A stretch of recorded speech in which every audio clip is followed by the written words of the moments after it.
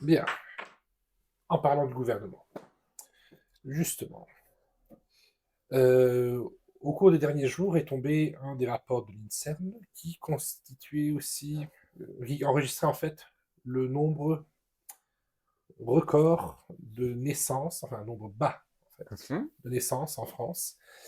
On n'avait pas vu des chiffres comme ça depuis la Seconde Guerre mondiale. D'accord. Depuis, il n'y a pas eu, il n'y a jamais eu aussi peu de naissances en France depuis des dizaines et des dizaines d'années. D'accord. Et donc, il y a eu tout un débat sur la natalité qui s'est créée et il a été concrétisé dans la conférence de presse que Macron a donnée, Mhm. où il a d'abord présenté certains sujets, ensuite il a répondu à plusieurs questions.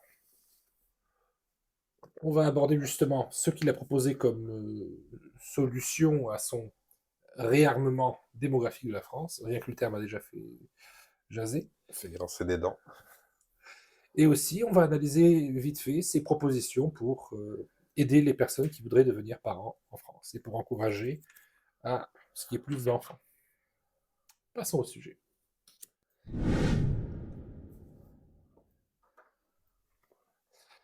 Nous allons d'abord commencer alors par une petite définition. Ça, on saura exactement de quoi on parle quand on parle de natalité. La définition, c'est rapport entre le nombre de naissances et le chiffre de la population totale dans un pays dans une période de temps déterminée. C'est ce rapport qui est important, parce qu'il peut y avoir de moins en moins de naissances, mais si la population change d'une certaine façon, la natalité peut quand même augmenter. De même, il peut y avoir de plus en plus de naissances, mais la natalité baisser si la population, elle, grandit quand même. Ce qu'il faut savoir, c'est que c'est un rapport. La définition étant posée, on va pouvoir passer à la conférence de notre président Macron. C'est réglé. Oui, un instant.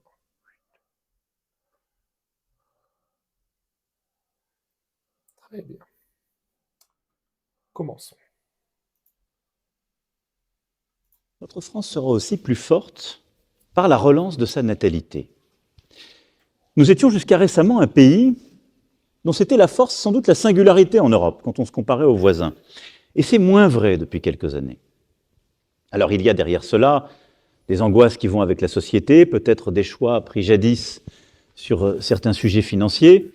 Il appartiendra au gouvernement de poursuivre ce travail, mais je voudrais insister sur 2 points pour essayer d'améliorer les choses. Après l'allongement du congé paternité, je crois profondément que la mise en place d'un nouveau congé de naissance sera un élément utile dans une telle stratégie. Congé de naissance qui viendra remplacer le congé parental actuel. D'abord, il sera mieux rémunéré, il permettra aux 2 parents d'être auprès de leur enfant pendant 6 mois, s'ils le souhaitent. Et surtout, il sera plus court que le congé parental actuel, qui peut parfois aller jusqu'à 3 ans, et qui éloigne beaucoup de femmes du marché du travail, mais qui aussi crée beaucoup d'angoisse parce qu'il est extrêmement peu et mal rémunéré, et donc crée des situations parfois impossibles. La natalité baisse aussi parce que l'infertilité progresse. Et je parle là d'une forme de tabou du siècle, mais les mœurs se changent, on fait des enfants de plus en plus tard, l'infertilité masculine comme féminine a beaucoup progressé ces dernières années et fait souffrir beaucoup de couples. Un grand plan de lutte contre ce fléau sera engagé pour permettre justement ce réarmement démographique. Enfin, la France sera plus forte. Voilà. C'est vraiment gentil de pas nous faire écouter le discours présidentiel de 2h21 qui, pour le coup, était insupportable. J'ai essayé. Ah, mais tu sais quoi, je vais être honnête avec toi, je vais faire un petit aparté, je sais qu'on s'éloigne du sujet, mais j'ai cru que j'allais casser ma télé à plusieurs répétitions, quand j'entendais mentir. Comme il a menti, on était à un niveau d'indécence du jamais vu. Mais il y avait même ces ministres qui parfois tournaient les yeux devant ce qu'ils disaient. Et bref, il souligne l'intérêt qu'il faut pour relancer la natalité et en disant qu'il y a différents choix précédents qui ont pu faire baisser cette tendance, il souligne qu'à un moment donné, la France faisait figure d'exception en Europe. Mais ça, on va pas trop se leurrer, c'est surtout que la France importait des naissances, si on peut utiliser ce genre de terme. Et ensuite, il a fait 2 propositions sur cette relance. Mhm. Une proposition sur les congés paternité qui deviendraient des parentalité qui deviendraient des congés de naissance. Ouais. Et Ah, le deuxième, des recherches pour aider à lutter contre l'explosion des problèmes de fécondité, oui. hommes comme femmes. Bon, c'est un magicien, il est marabouté. Il va faire revenir l'être aimé, l'enfant que tu n'auras pas. Un moment, la mesure, elle est simple. Il veut juste enlever le droit des congés maternité longs des femmes, c'est tout. On va y aller. Bah, Ça va c'est être ça, de toute façon. Parce que de la façon dont il en parle, il enrobe dans un joli ruban, comme il sait le faire. Hein. Oui, de sa façon, c'est vrai, il s'est bien emballé dans le papier d'alu. Attends, je vois là dans les commentaires, ça réagit. Et puis en plus, enfin, te parler d'infertilité et d'infécondité avec un type qui est avec Brigitte. Je parie que dans les commentaires, ça a été Ah bah, regarde là sur le côté, rien que ce commentaire. Attends, Jean-Michel Trogneux est sous le bureau, mais ça, vous le tirez pas sur des... vous le tirez pas sur...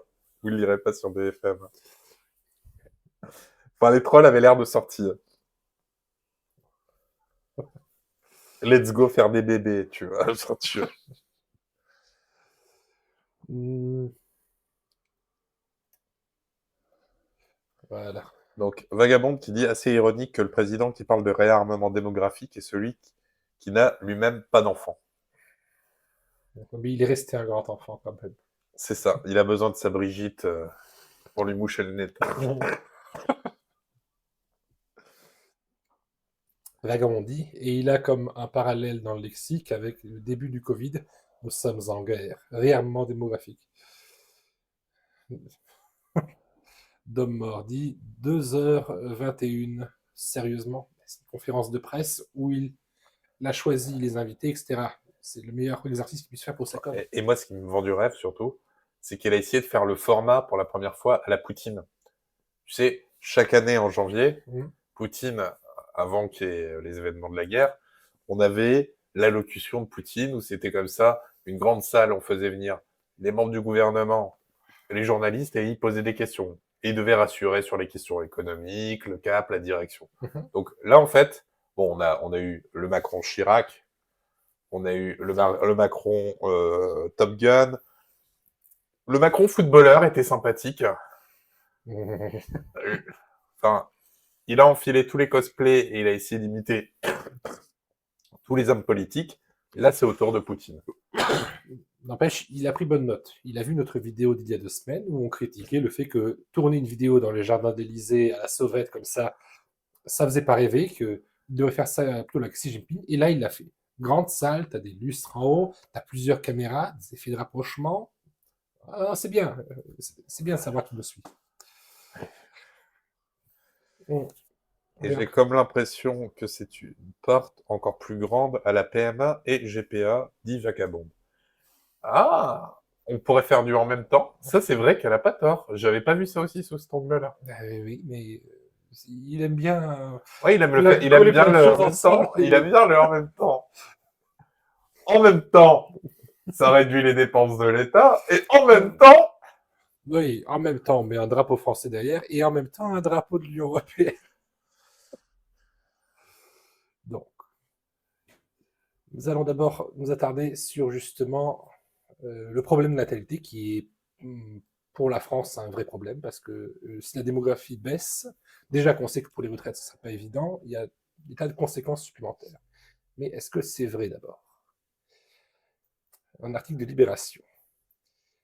Natalité en France.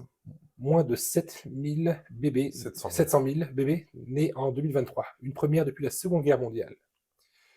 Depuis 10 ans, les naissances ne cessent de reculer pour atteindre cette année un seuil historiquement bas. Selon les chiffres de l'INSEE publiés ce mardi 16 janvier, la France reste toutefois le pays avec le plus haut taux de fécondité en Europe, où il est en moyenne de 1,53 par femme.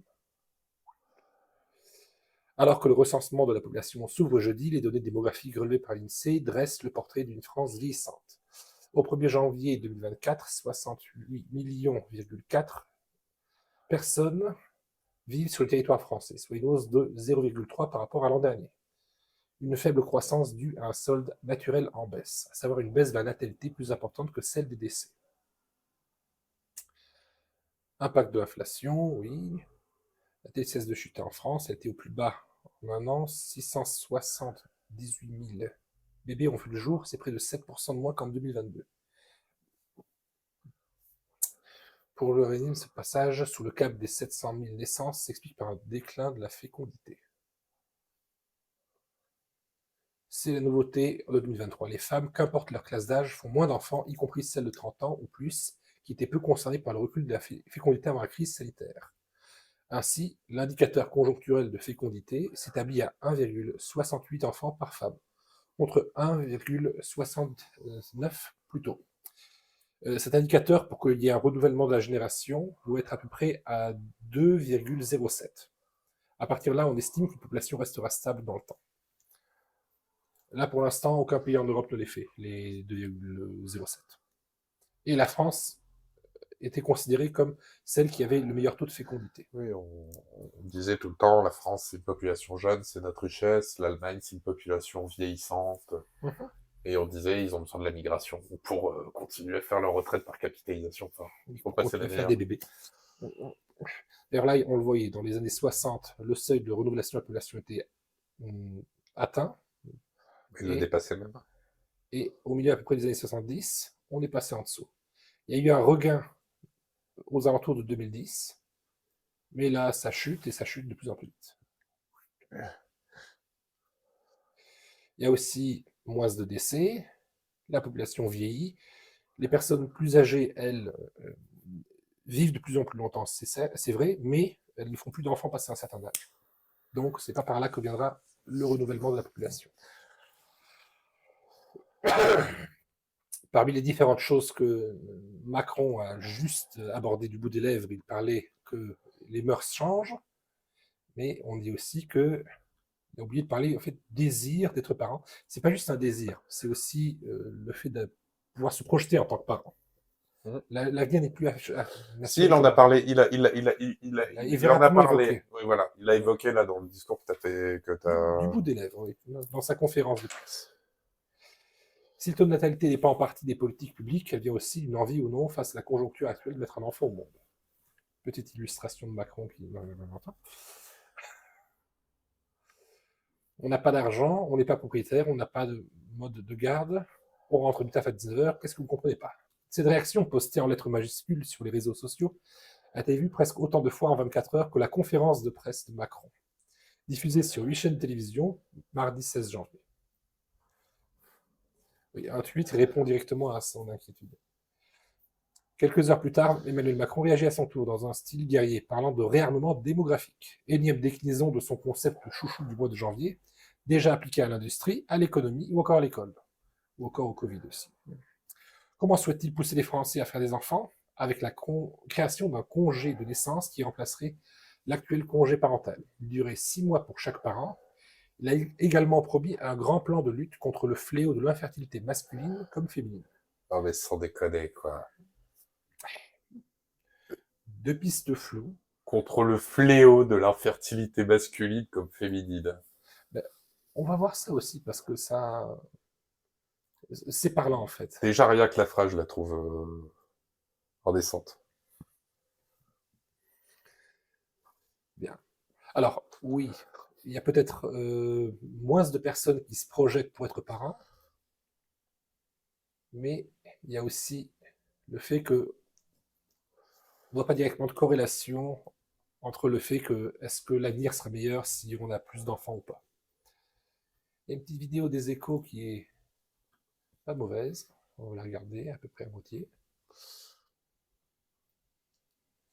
Les Échos. Bon. Parce que là, on pose justement le contexte, après on analysera les 2 propositions de Macron. Est-ce que je veux des enfants? C'est une question que l'on se pose toutes et tous à un moment de notre vie. Et dans les faits, la réponse est de plus en plus non. En 10 ans, la France est passée de 830 000 à 720 000 naissances annuelles. En 2023, le décrochage est encore plus fort, 40 000 naissances de moins sur les 9 premiers mois de l'année, soit une baisse de 7% par rapport à 2022. La baisse de la natalité dans notre pays, elle devrait tous, en fait, nous obséder. Alors que la France faisait jusqu'à présent figure d'exception grâce à son taux de fécondité élevé, elle rejoint finalement la tendance qui touche tous les pays occidentaux. Si le recul de la natalité se confirme, il pourrait entraîner des secousses importantes sur le plan économique et social. Alors a-t-on raison de s'alarmer ? Quelles solutions existent pour pallier le manque de naissances ? Bonne petite idée. La baisse de la natalité est-elle vraiment un problème ? L'Europe reste l'Europe. Pour évaluer la situation démographique d'un pays, les démographes s'appuient sur l'indicateur conjoncturel de fécondité, ou plus simplement le taux de fécondité. Il faut qu'il s'établisse à 2,07 enfants par femme pour assurer le renouvellement des générations. En dessous de ce chiffre, la population décroît sur le long terme. Alors cet indicateur, il a été très haut entre le milieu des années 2000 et le milieu des années 2010, à 2 enfants par femme environ, et il ne cesse de diminuer depuis. Il s'établissait à 1,8 enfants par femme en 2022. Sylvie Leminez travaille à l'INSEE, l'institut qui produit toutes les statistiques sur l'évolution de la société française. Et compte tenu de l'évolution des naissances qu'on constate en 2023 avec une forte baisse, il pourrait se situer aux alentours de 1,7 enfants par femme en 2023. La baisse des naissances alimente une tendance démographique plus large, le vieillissement de la population. Le vieillissement, il s'explique par 2 facteurs, à la fois l'allongement de l'espérance de vie, de génération en génération, on vit de plus en plus vieux. Il y a aussi toutes les générations nombreuses qui sont nées pendant la période du baby-boom, qui vieillissent et qui atteignent désormais l'âge de 75 ans et plus. Et moins il y a de naissances, plus le vieillissement de la population augmente. En matière économique, ce cocktail est explosif. Oui, quand ils disent que moins il y a de naissances, plus ça vieillit, c'est aussi le fait que ce sont les jeunes générations qui maintiennent le renouvellement de la génération. C'est pas la partie de la population la plus ancienne qui peut recommencer à faire des bébés. C'est exclusivement les jeunes générations qui le font. C'est pour ça, ceux qui viennent du baby-boom ne sont pas partie de l'équation pour renouveler la génération. Parce qu'ils sont hors de... Ils ne font plus d'enfants. Pour la croissance, d'abord, pour une raison simple, ça entraîne une baisse de la population en âge de travailler. C'est le carburant d'une économie, la démographie. Et en termes de finances publiques, cela risque de mettre une pression très forte sur l'équilibre des comptes sociaux, parce que c'est après 60 ans qu'on reçoit le plus de prestations sociales. En 2019, une personne de 70 ans touchait en moyenne 28 000 euros de prestations sociales, contre seulement 3 700 euros pour une personne de 20 ans.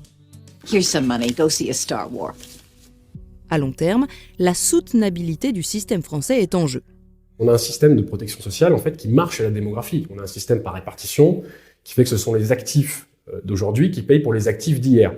Maxime Sbailly est économiste, il a écrit un essai sur le grand vieillissement. Les actifs d'hier, ils étaient très nombreux et il y avait très peu de retraités. Aujourd'hui, c'est l'inverse. On a de moins en moins d'actifs pour toujours plus de retraités. Et donc, ça pose des grosses questions déjà de soutenabilité et des questions aussi d'équité entre les générations, savoir qui c'est qui paye la facture de ce vieillissement. Est-ce que ce sont que les générations d'actifs d'aujourd'hui ou est-ce que c'est aussi les générations d'actifs d'hier ? Selon lui, la France est en plein déni démographique. Les réponses politiques ne sont pas à la hauteur. D'autres chercheurs sont plus optimistes que lui. En 2022, une étude de France Stratégie arrivait à la conclusion. L'étude est intéressante parce que c'est brossé dans le sens du poil, mais il ne peut pas mentir totalement non plus. Donc, ils vont arrondir les angles au maximum jusqu'à transformer un carré en cercle. Conclusion que la pression que fait peser le vieillissement sur les finances sociales n'est que légèrement supérieure à celle à laquelle il a fallu faire face ces 20 dernières années. L'étude soulignait aussi que cette pression induite par le vieillissement de la population devrait être moins violente en France que chez nombre de nos voisins. Voilà. Ce ne sera pas parfait, mais à côté, ce sera pire. Donc, globalement, relativement, c'est mieux déjà. En Allemagne, ça va être horrible. En Italie, c'est la catastrophe. Mais non, en France, comme ce sera moins horrible que là-bas, globalement, c'est mieux. Enfin, sauf qu'ils sont en train de te parler de système de retraite. Moi, ce que je vois dans le spécialiste qui est venu nous parler, c'est que forcément, s'il y a moins d'enfants, Oui. bon, ça peut être coûter un moment plus cher, mais la balance, elle va venir se régulariser. Oui, il va y avoir un tapis crash, qu'on pourrait appeler comme ça, Et à ce moment-là, il y aura une sorte de réétablissement. Bah oui. Mais il faut traverser cette période. Oui, et alors? Mais ce déni Ils peuvent démographique, l'anticiper, juste. justement, en parlant d'anticiper, ils auraient dû anticiper déjà là, pour les années 70, quand ils sont passés sous le seuil de renouvellement équilibré de la population. C'est là qu'il fallait prendre des mesures. Et les années 70-80, c'est là où on a commencé à avoir vraiment les grosses vagues d'apport de migrés pour renouveler la population d'actifs. Ce n'était pas une politique pour la natalité, c'était juste on renouvelle les actifs dans le pays et ça devrait pouvoir maintenir le cap. Ah, et puis, après, j'ai envie de te dire, il n'y a pas de politique nationale sans politique sociale. Oui, Ça, c'est la base. exactement. Si le plan de Macron, c'est de réarmer la natalité, t'as vu, je prends ces termes, je lui donne du crédit. Du crédit social. Je lui donne du crédit social. Si son plan est de réarmer la natalité en juste réduisant les droits sociaux, Ben, Macron, il est assez logique quand il fait quelque chose. Pas quand il les dit. Il faut voir ce qu'il fait, pas ce qu'il dit. et ça n'a pas de sens. Pour moi, ça n'a pas de sens. Ouais. Encore. Donc, on dit que on a de moins en moins envie d'être parent, etc. Cependant, quand on regarde les personnes qui voudraient avoir des enfants, là où on est à côté, aux alentours d'un enfant, 5 par couple, quand on regarde les désirs, c'est-à-dire si les conditions sociales optimales étaient réunies, plus de la moitié des couples veulent avoir 2 enfants, certains en veulent, presque le tiers en veulent 3, et c'est très rare qu'un couple n'en veuille aucun, voire juste un seul. Et attends, je comprends pas le refus et aucun. Ils Quelle veulent est la aucun différence? enfant, ils veulent avoir un enfant, ils veulent avoir 2 enfants, 3 enfants, 4 enfants. Il n'y a pas de nombre idéal, là ils n'ont pas d'opinion, et là ils refusent de dire combien ils veulent d'enfants. Ah d'accord, ok. Voilà. C'est un refus d'enquête. Que ce soit pour les hommes ou pour les femmes, en général, on veut plusieurs enfants. Et si les conditions optimales étaient réunies, la France les aurait, ces enfants. Donc qu'est-ce qui cloche? Là, Michel Onfray nous fait une petite déclaration sur... On va aller voir ce professeur Tournesol. Ouais, c'est vrai, ça, il y a un petit truc au niveau des cheveux. Il manque la petite barbichette. Il nous parle de démographie.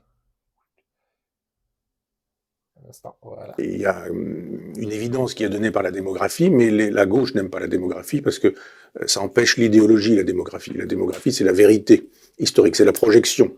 On dit, voilà, vous avez fait tant d'enfants, ça va donner ça dans 20 ans, ça va donner ça dans 40 ans, ça va donner ça, etc. Je pense que ce qui se joue dans cette affaire, c'est l'effondrement d'une civilisation et d'une culture. On est tourné vers soi, c'est égocentré, narcissique.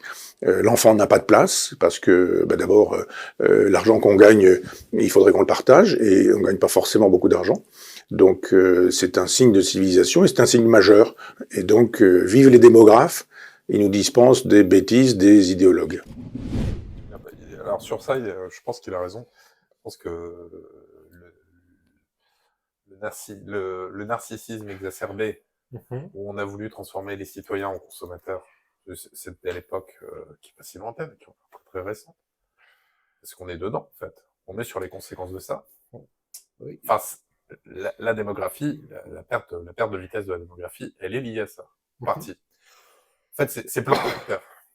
C'est plein de facteurs qui sont unis, mais il y a aussi le mode inverse. J'ai l'impression qu'en France aussi, quand on commence à subir une situation, on dit qu'on l'a choisie. Certains se reconnaîtront, c'est je suis seul, mais c'est parce que je le veux. Là, ça fait pareil. On veut pas d'enfants, on n'a pas d'enfants parce qu'on le veut. Alors qu'on a vu, si les conditions climatiques étaient réunies, il y en aurait bien plus. C'est du déni, comme tu le dis, oui. Les rapports entre hommes et femmes, comment tu veux comment tu veux qu'ils se rencontrent et qu'ils fassent des bébés, tu vois, on va parler comme ça, tu vois. Il y a eu plusieurs commentaires qui sont passés. Un instant. Vagabonde. Les retraites? Quelle retraite? C'est celle qui te permettra de t'acheter une baguette, comme les anciens pays communistes. T'as pu t'acheter une maison? Oui, en allumette et les coller. Enfin, la colle, j'ai dû l'acheter toute seule. D'homme J'ai mort. dû faire un prêt. J'ai dû briser le PEL du voisin. D'homme mort. Dans l'extrait cité, il vient carrément dire qu'il continuerait à raboter les allocations, il me semble. C'est ça. La phrase sur la baisse des sens due à des choix budgétaires qui ont été faits, il est suivi de « Il appartient au gouvernement de continuer en ce sens ». Oui, il va raboter jusque dans le lit des Français. Automode a retenu un message. Je l'ai validé, je l'ai validé. Vagabonde, qui est donc rejoint à nouveau le podium de ceux qui ont réussi à se faire ban sur le chat ce soir. Sans vouloir rentrer dans les méandres du développement personnel, on vit dans une société malade. C'est ça qui pose le problème, le terme malade. Et même si beaucoup n'arrivent pas à mettre les mots sur tous les problèmes différents, d'instinct, les nouvelles générations ne veulent pas. 1. Prendre la responsabilité puisqu'eux-mêmes ne sont pas responsables. 2. Forcer leur descendance dans ce carnage sociétal. Oui, en partie. Parce que on ne sait jamais de quoi est composé l'avenir. En général, on peut être soit dans des temps plus optimistes, soit plus pessimistes, mais à chaque fois, au fond d'une famille, etc., on mise quelque chose, on prend un risque, mais aussi on s'assure d'une certaine forme d'avenir. D'ailleurs, la question de la démographie n'est pas un problème récent, c'est même pas un problème des années 70, ça remonte à bien plus loin. Voici un petit extrait. Bon, mais la qualité d'Onfray, je pense que son micro est bien meilleur, Damba. Et puis en fait, on est tous les deux malades. On a la voix cassée. Moi, j'essaye de pas trop pousser. Ouais, moi, j'ai trop poussé, c'est pour ça. Voici un petit tract de l'Alliance nationale pour l'accroissement de la population française, une association à laquelle Émile Zola appartenait. Là, il n'accuse pas, mais il dit « Le plus grand des périls qui menacent la France, c'est la diminution de sa natalité. » Et tu as toutes des petites anecdotes qui permettent de comprendre pourquoi il dit ça. Là, par exemple, le nombre de naissances en France qui baissait, il est comparé à l'Allemagne, en fait. En 1924, en France, il y avait 750 000 naissances, on dit pratiquement. Ouais. En Allemagne, la même année, il y avait eu plus de 1 268 000 naissances. Qu'est-ce qu'il pourrait dire ici? Avantages réservés par la loi aux familles nombreuses, allocation nationale annuelle, ça c'est de plus en plus faible, prime de natalité atteignant jusqu'à 1 000 francs pour certains départements, réduction d'impôts, réduction de 30 à 60 000 sur les billets de chemin de fer, pourcentage sur les billets de chemin de fer, versement des pères de 4 enfants dans la deuxième réserve. Là, il parle de la réserve de l'armée. Médaille de la famille française pour les mères de 5 enfants, etc. On donnait des médailles à un moment. C'était pareil dans le système. Enfin, il faut quand même en faire 5 enfants. Hein. Mais quand tu avais 5 enfants aussi, les personnes revenaient du front. C'était 7. Mais aussi, rien que dans la Rome antique, une femme qui avait eu plus de 4 enfants devenait citoyenne. Elle pouvait participer au débat. Et là, des petites phrases qui, si tu as trop peu ou pas d'enfants, tu finiras tristement ta vie. Et on te montre un homme âgé sur un banc. Ou si tu as une belle famille, tu connaîtras toujours les joies du foyer. Vous voyez, ce problème-là, il est abordé sous différents angles, mais la France s'y intéresse régulièrement. Ce n'est pas une grande découverte que fait Macron. Ah, j'adore quand même la phrase du dessous. L'Allemagne ne nous aurait pas attaqué en 14 si nous avons eu 10 millions de Français de plus. Je savais que c'était la cerise sur le gâteau que je voulais te laisser dire. Ah, mais magnifique. Magnifique. Si on s'est fait attaquer, c'est parce que vous avez pas fait assez de gosses, tu vois. Là, on est là, ça c'est l'État, ça c'est l'esprit français. C'est ce que j'aime. Il y a toujours un responsable, c'est jamais l'État. Parce que l'État fait toujours les choses merveilleusement bien. Cocorico. Cocorico. Dom Mardi, elle a raison, mais enfants ne veulent pas procréer. Un instant.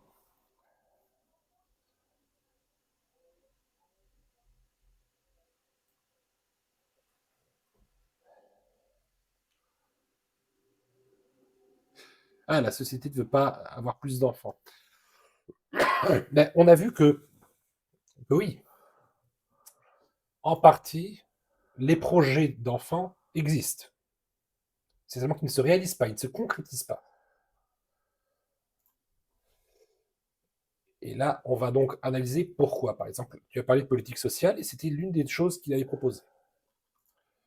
Il voulait remplacer De toute le façon, congé c'est parentalité par le congé de naissance. Ouais. indissociable. Si tu veux parler de natalité en France, t'es obligé de parler de ça. C'est... Enfin, en règle, pas qu'en France, en règle générale. Une politique nationale est souvent conduite par un plan derrière. Ben oui. Donc, si on veut diminuer le nombre de naissances, qu'est-ce qu'on fait? On pilonne la politique sociale. Ben, c'est sûr. Comment Macron veut réarmer la France en bébé? Le nouveau congé de naissance annoncé par le chef de l'État lors de la conférence de presse permettra-t-il de relancer la natalité?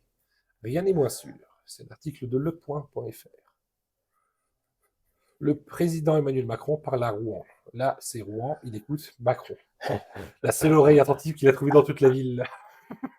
Gazou, gazou, comment qui va? Regarde cette tête.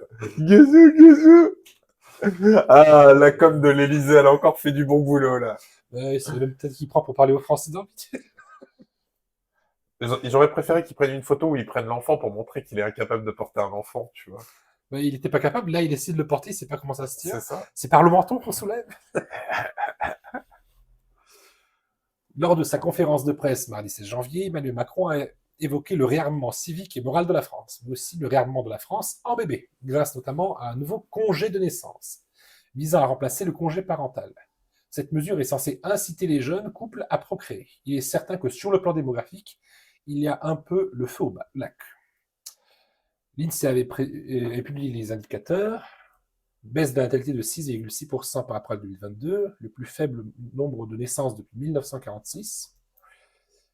C'est un problème car on sait que les pays à démographie vieillissante rencontrent de nombreuses difficultés pour préserver leurs modèles sociaux, notamment l'équilibre des systèmes de retraite par répartition, qui sont les clés de voûte du modèle de société européenne. Paresse intellectuelle. Ces éléments étaient clairement apparus lors des débats sur la réforme du système de retraite. Éric Ciotti, président du groupe LR à l'Assemblée et député des Alpes-Maritimes, partisan de la natalité comme levier de préservation du système de retraite par répartition, s'est ainsi opposé à l'immigration comme solution au vieillissement de la population. Oui, parce qu'avec l'immigration, on importe des actifs, mais on ne renouvelle pas la natalité. On importe toujours des adultes. Même si on montre que quand on autorise J'adore l'immigration, comment tu parles de l'immigration comme si c'était de la marchandise, quoi. c'est comme ça qu'ils la traitent. Parce qu'ils savent que quand ils font venir des migrés, ils importent aussi des naissances. La première génération des migrés fait souvent plus d'enfants. La deuxième génération de migrés en fait un peu moins, mais plus que le français lambda. Et la troisième génération de migration, c'est à nouveau les chiffres français. Ouais, c'est nivelé, oui. Donc, en faisant venir l'immigration, on importe des naissances. C'est comme ça qu'ils le voient. C'est pour ça, la figure d'exception que faisait la France, c'était grâce aussi à cette politique. Là, ils disent que vouloir trouver dans l'immigration une issue au défi du déclin démographique, c'est une paresse intellectuelle insigne. Ça doit être indigne et pas insigne. C'est un manque de courage, disait Ciotti. Bref, il faut raisonnablement espérer voir remonter la natalité française avec une telle mesure. C'est pas franchement gagné. Le recul des naissances s'explique par de multiples facteurs qui ne sauraient compenser un simple congé. Allongement de la durée des études, recul de l'âge du premier enfant, état du marché du travail, coût de la vie, tout simplement valeurs culturelles qui évoluent au fil du temps. Il y a aussi la taille des cohortes qui varie. Il y a moins de bébés aujourd'hui car il y a tout simplement moins de potentiel par an. Parce qu'il avait annoncé aussi qu'il voulait un petit peu prendre comme exemple les politiques qui avaient été menées en Pologne et en Hongrie, qui avaient fait de la natalité leur fer de lance politique.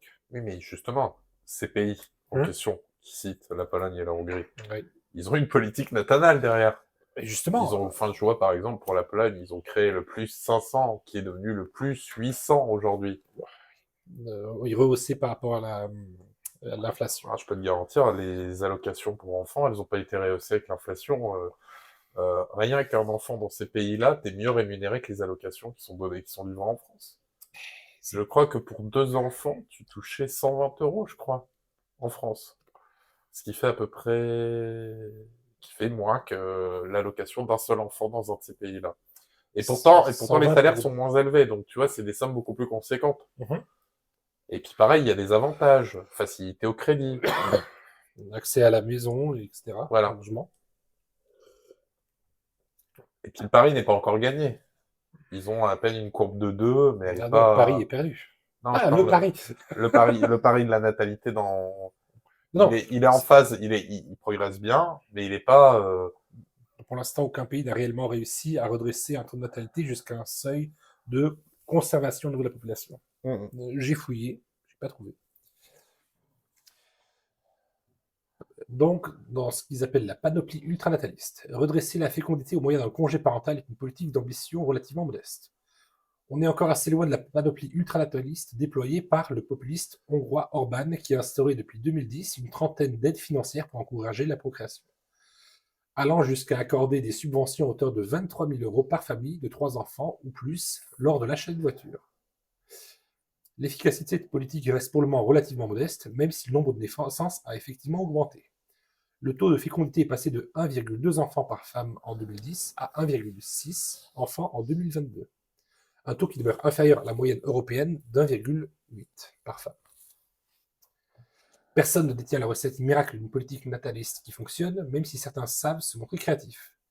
Ça a été le cas d'un voyagiste danois qui avait lancé en 2015 une campagne publicitaire intitulée « Do it for Denmark ». Littéralement, faites-le pour le Danemark. Il s'agissait d'encourager les couples à partir en voyage pour concevoir un enfant, sachant que la sexualité des Danois augmente de 46% en vacances et que 10% de la population danoise aurait été conçue à l'étranger. Ceux qui pouvaient prouver qu'ils avaient conçu l'enfant pendant leur séjour pouvaient gagner des cadeaux comme des couches ou des poussettes. Le spot publicitaire était tourné à Paris devant le Moulin Rouge et la Tour Eiffel. Preuve que la France est toujours le pays rêvé des vacances et de l'amour.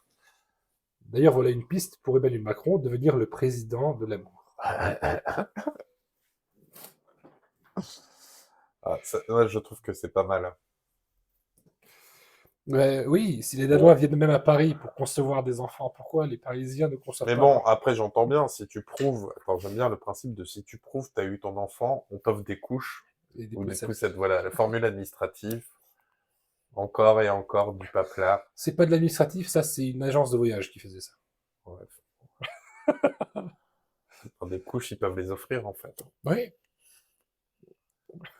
C'est quoi la On preuve? part en voyage. Non, mais la preuve, ça. la preuve, c'est quoi? C'est qu'il faut que tu amènes le test de grossesse, Je une pense prise de sang. Non, il faut dire l'enfant est né à telle date, 9 mois avant, c'était pendant ce séjour ici. C'est un prémat. Si c'est un prémat, tu le sais pas. Ben, on le dira au docteur de signer un papier comme quoi c'est un prématuré, et puis voilà. D'ailleurs, tu t'arrangeras avec le médecin, il prendra 50% des couches, c'est ce qu'il va te transporter. D'accord, je veux la moitié de la poussette et 30% des couches. Sinon, je signe pas. Mais justement, sur ce congé de naissance, parce que c'est important, et c'était reprécisé, il a dit que ce serait plus court, mais quand même. Macron a annoncé lors de sa conférence de presse la création d'un congé de naissance, mieux rémunéré et plus court, pour remplacer le congé parental jugé trop long et trop peu indemnisé. Voilà ce qu'on sait pour l'instant sur le futur congé. La France, président, c'est remplacer le congé parental actuel, de moins en moins utilisé. Mais si le congé parental actuel est de moins en moins utilisé, c'est pas parce qu'il est inefficace, c'est surtout parce qu'il y a de moins en moins d'enfants. Le remplacer par quelque chose d'encore moins intéressant ne devrait pas augmenter Un truc aussi qui pourrait faire aussi le père Macron, c'est peut-être sanctionner les entreprises qui sanctionnent si tu as un enfant. Parce qu'il y a aussi ça qui tarde en France. Hein. Je parle vraiment en problème. C'est que comme les gens sont souvent très longtemps en CDD, c'est très bien qu'une femme qui tombe enceinte en plein CDD, elle se fait pas renouveler son CDD. Ouais. Ça serait une mesure. Ou recréer... Enfin, déjà, tu vois, ça coûterait pas cher. Hein. Ouais. Ça leur coûte rien en plus. C'est une mesure simple et efficace déjà. Leur donner des taxes, c'est tout à fait dans la ligne de Macron. Voilà. Pourquoi il ne fait pas ça? Pourquoi il fait pas ça? Le congé de naissance vise à remplacer le congé parental. Actuellement, les parents peuvent, à l'issue de leur congé maternité ou paternité, suspendre leur activité professionnelle jusqu'aux 2 ans de l'enfant, voire 3, si les parents se partagent le congé. Mais ce dispositif, créé en 1977, est réformé à plusieurs reprises. Peine à convaincre en raison notamment de sa faible rémunération. Il est payé 429 € par mois. C'est l'équivalent d'un RSA, c'est ça? À peu près. Selon les chiffres officiels, le nombre de parents y recourant a chuté de 500 000 en 2013 à 246 000 en 2020. Un petit peu moins, par contre. Et la part des pères ayant recours reste inférieure à 1%. Voilà. Donc, pour relancer alors la natalité, il faudrait alors que le congé, parce qu'il dit que c'est pas assez rentable pour les parents de prendre ce congé. Donc, au lieu de 3 ans, il veut le faire passer à 6 mois. Donc, il le divise par 6 en termes de durée, ou même par 4, dirons-nous. Si on prend, il le divise par 4. Donc, en théorie, il devrait rémunérer 4 fois mieux, au minimum, pour que ça devienne intéressant pour les parents. Et donc, il faudrait alors que ce soit 4 fois 429, ça ferait 1700 € par mois. 1720, à peu près un petit peu moins, 1016 €. Ouais, c'est ça à la fin. Ouais. Mais est-ce qu'il sera prêt à donner tout cet argent par mois aux parents? Parce que là, c'est honnête à ce moment-là. Il dit raccourcir et mieux rémunérer. Pour que ce soit rentable pour les parents, il faudrait alors qu'ils puissent avoir ces 6 mois, mais très bien rémunérés. Là, À 1716 €. Ouais, mais bon, 1716 €, ça fait pas la part des deux parents, en fait. Parce que tu vois, là, il te dit toujours pas. un congé pris par la mère, le père ou les deux. Bon, 2 pour un parent ou 3 ans si les parents se partagent le congé. Ça, c'est le congé parental actuel. Là, il veut faire 6 mois max. Donc, partager ou pas partager. oui, il veut juste réduire. Oui. En fait, il veut réenvoyer le plus vite possible sur le marché du travail la mère, le père, les frères et les sœurs.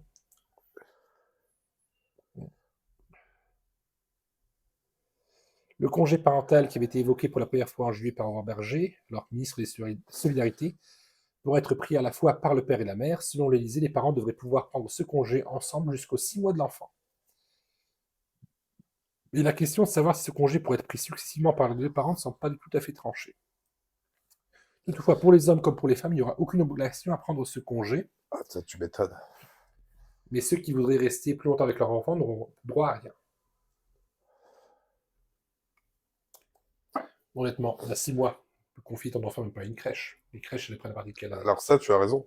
Ça, c'est un truc que beaucoup de jeunes mères te disent quand qui n'ont pas été prévenus.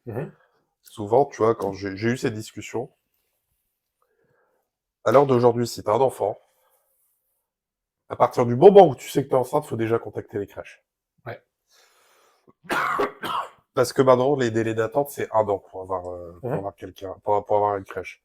Donc, pour le peu que tu aies été mal informé, tu vois, une femme, elle tombe enceinte, elle est heureuse, pendant 2-3 mois, elle profite, elle va le dire aux gens et tout. Il y a déjà 3 mois qui sont découlés. 6 mois, elle trouve pas de crèche, c'est sûr et certain. Il y a pas les infrastructures pour accueillir les enfants. Et ça, justement, ce serait quelque chose qu'il faudrait faire pour faciliter, justement. Parce qu'il veut que la mère retourne sur le marché du travail. Soit, mais alors qu'il lui facilite. Qu'il booste, en fait, les crèches, qu'il y en ait plein, qu'il y en ait partout.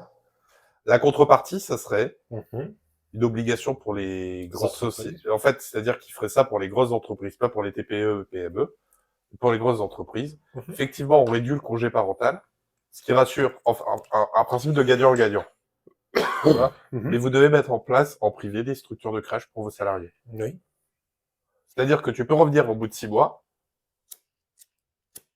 mais tu dois avoir une crèche qui doit être prise en charge par le salarié. La crèche coûtera beaucoup moins cher à l'entreprise. Ils n'ont pas besoin d'une grosse structure. Parce que bon, juste un truc de 5 à 10 places avec une personne qui gère les 5 enfants, tu vois. Ça leur coûtera beaucoup moins cher que sur l'année s'ils ont 5 ou 10 personnes qui tombent enceintes. En Suède ou en Norvège, ils avaient instauré quelque chose comme ça. Bah, tu vois, pourquoi ils font pas un truc comme ça? Enfin, des solutions, il y en a plein, en fait. Et il choisit la pire, qui n'est pas une solution, c'est une contre-solution. Ouais, c'est une contre-solution. Parce que il va pas donner 1700 aux gens. Oui, parce il va que rehausser justement, ça à 700 € max. Ouais. Et il dira vous n'avez qu'à être heureux parce que j'aurais pu tout enlever. Un instant, allez, les commentaires. Vagabonde. Je trouve ça aussi intéressant, les mots employés. Congé parental deviendra congé de naissance. À un moment, le mot famille n'est utilisé, alors qu'à l'origine, c'est quand même la base de la démographie. Comme avec l'agriculture industrielle, ils veulent faire des usines à bébés sans lien avec leurs parents. Et sans lien parental et familial fort. Encore plus simple de manipuler les masses qui n'auront plus de repères. Vagabonde continue. 6 mois. Remettre les parents au plus vite au travail, mais aussi pour couper d'autant plus vite les liens entre parents et enfants et les confier à l'État. Ça, c'est pas faux non plus. Parce que de toute façon, aujourd'hui, parce que ça aussi, ça c'est une autre question aussi. Et c'est une question qui fait débat. J'ai déjà eu cette discussion avec plein de gens.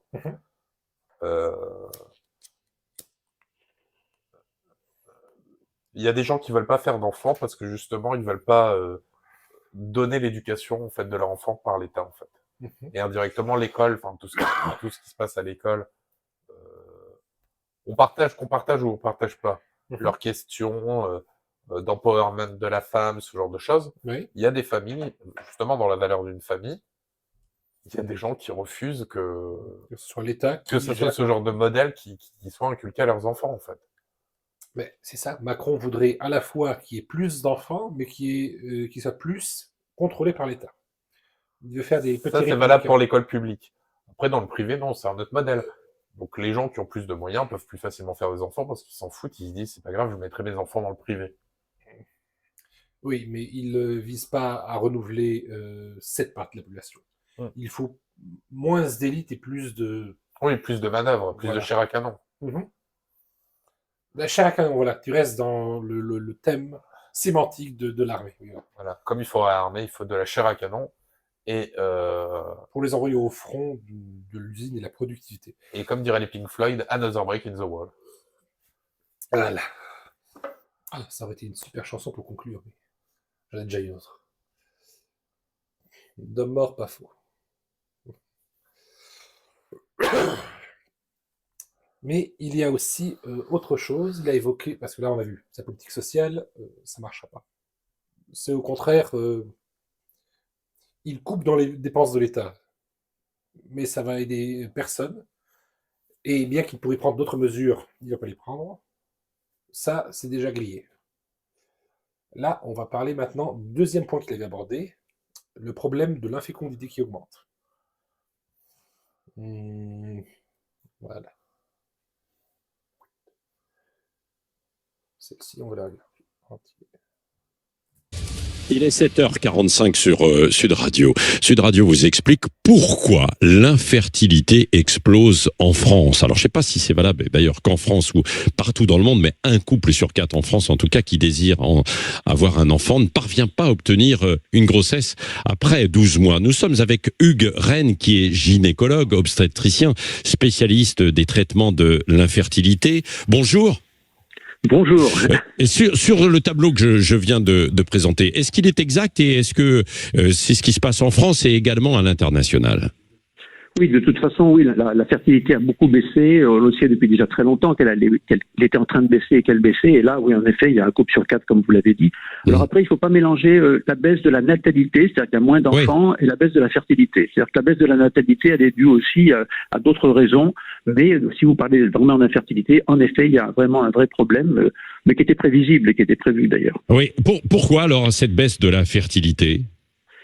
Alors, si vous voulez, il y a plusieurs choses. Il y a d'abord le fait qu'il y a des problèmes par les perturbateurs endocriniens en particulier, par la pollution, par les métaux lourds, par les solvants, etc., les produits ménagers, les insecticides.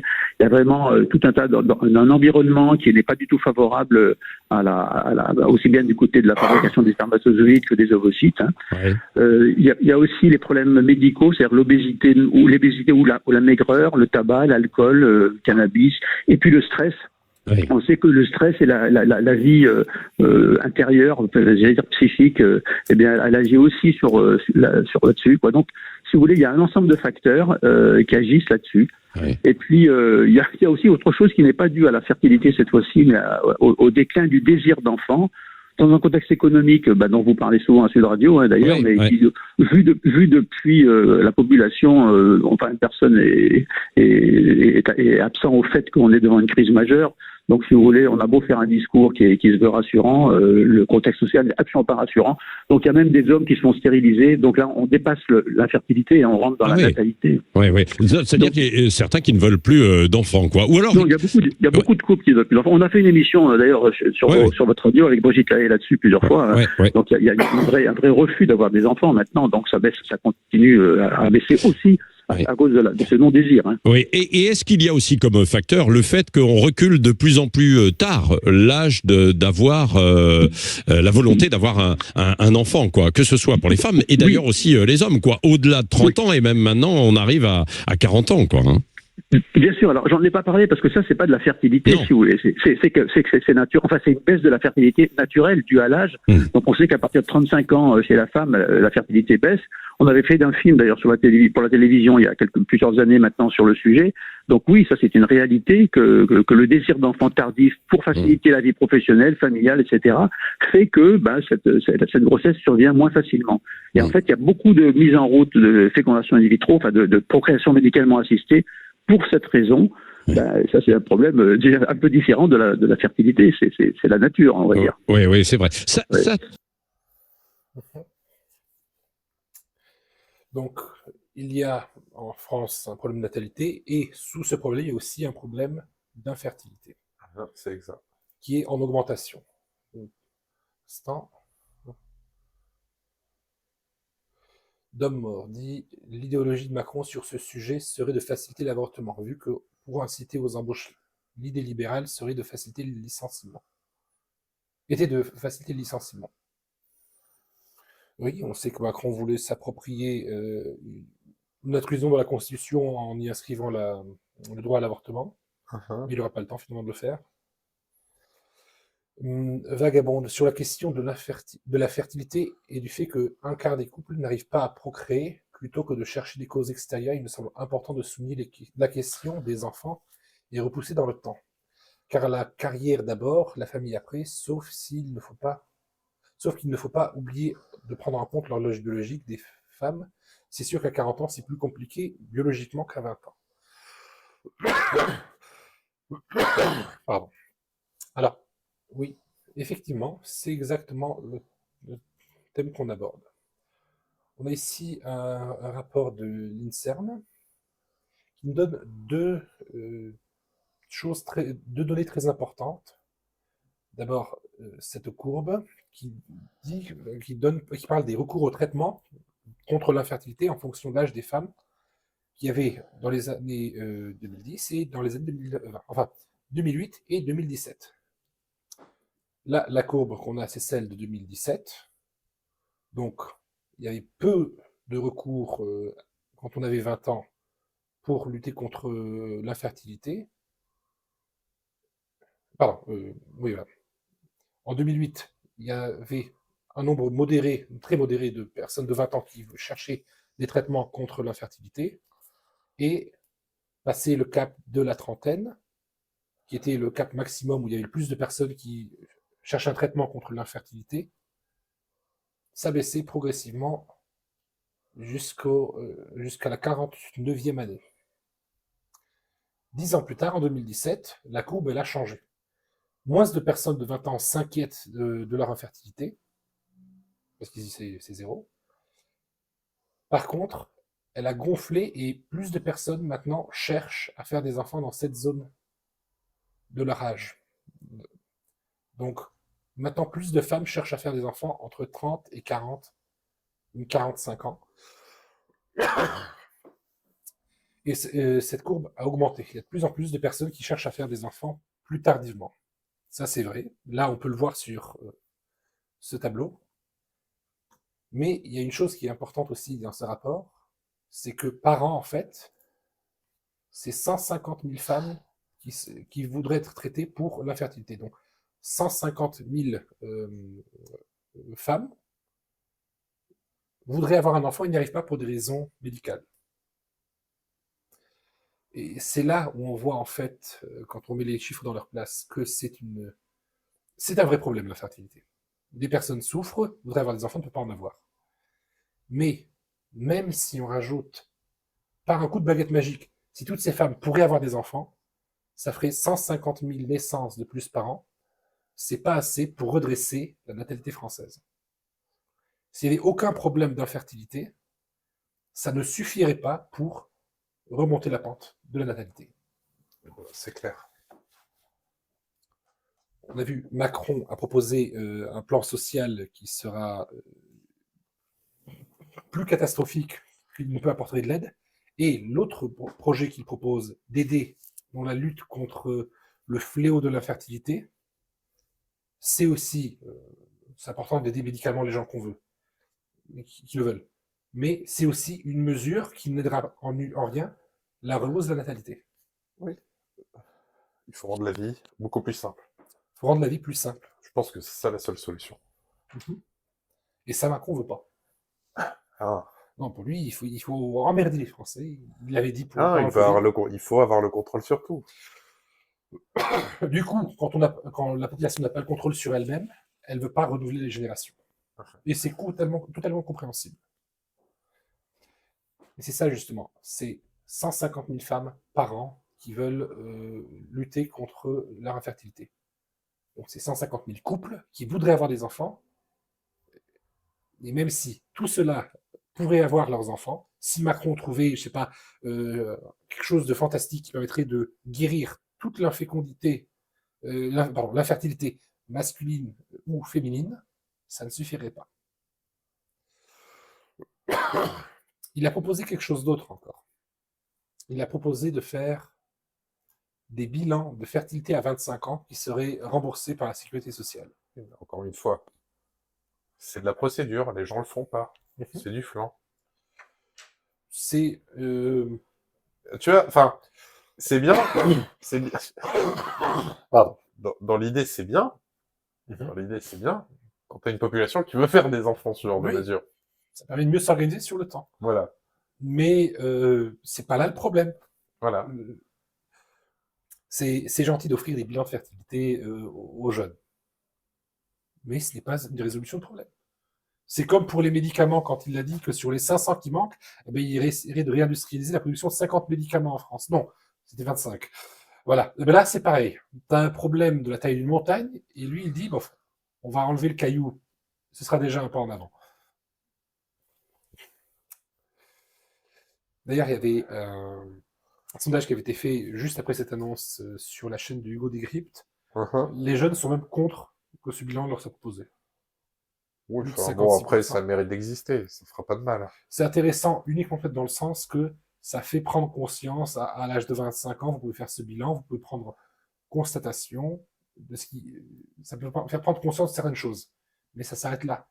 Ce qu'il faudrait, c'est des mesures sociales beaucoup plus efficaces, faciliter les crèches, rehausser les allocations, comme l'avaient les politiques natalistes qu'il y avait justement en Europe de l'Est, que ce soit justement en Hongrie ou en Pologne. Parce que, regarde là-bas, ça leur a fait prendre 0,4%. Si la France avait 0,4% de hausse de la natalité, ben, ça serait sauvé. Oui, non, pas 0,4%. 0,4 par enfant par femme. Voilà, un demi-enfant par femme. Pour l'indice de conjoncture. Oui. Voilà. Ben là, ça sauverait la France. Si, pour une fois, il ferait ce qu'il a dit, s'inspirer des politiques hongroises et polonaises natalistes, peut-être aller sur une voie où il y a déjà des résultats, quoi. Ouais. Enfin, déjà des résultats palpables. On n'est plus dans la phase de test dans ces pays-là sur... Ben, on a déjà plus de 10 ans d'études de politique pronataliste. Si la France, elle, appliquait cela, en plus avec les moyens qu'a la France, ça pourrait faire repartir l'eau. À la hausse. Domor qui dit, parmi ces 150 000, il y a peut-être l'infertilité dite sociale. L'infertilité... touche peut-être quelque chose. L'infertilité des lesbiennes se guérit souvent en guérissant... On peut pas dire ça. Non, non, parmi les 150 000, c'est traité en clinique pour des problèmes d'infertilité. Tu peux dire ce que tu veux, mais les lesbiennes savent exactement comment on fait les bébés. elles aussi, elles ont eu droit à leur cours d'SVT au lycée, comme toi et moi. Elles aussi, elles ont dû enfiler le préservatif sur la banane. Ah, c'était des bananes chez vous? Ouais.